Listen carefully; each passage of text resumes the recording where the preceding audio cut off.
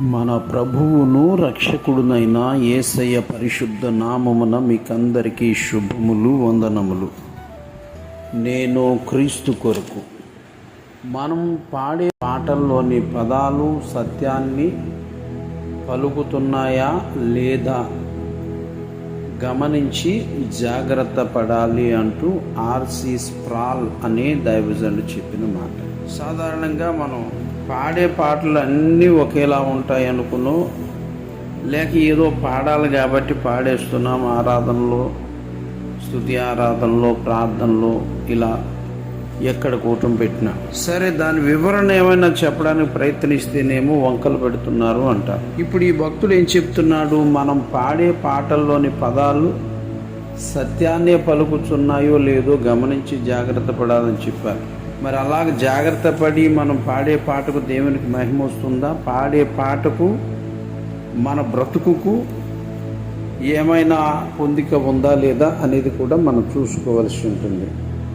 ఇప్పుడు మనం ద్వితీయోపదేశ కాండములో 31వ అధ్యాయములో 18వ వచనము నుండి 21 దాకా మోషే ఇశ్రాయేల్ ప్రజల కోసం ఏదైతే వ్రాయాలో దేవుడు చెప్పాడు.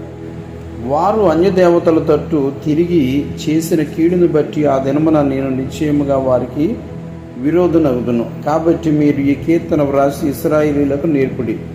ఈ కీర్తన ఇశ్రాయేలీయుల మీద నాకు సాక్షార్థంగా ఉన్నట్లు దానిని వారికి కంఠపాఠముగా చేయించుము.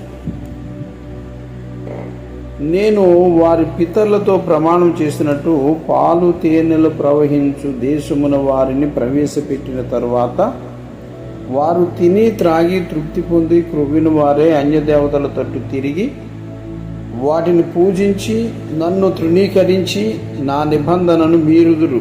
విస్తారమైన కీడులు ఆపదలు వారికి సంభవించిన తరువాత ఈ కీర్తన వారి ఎదుట సాక్ష్యముగా నుండి సాక్ష్యం పలుకును.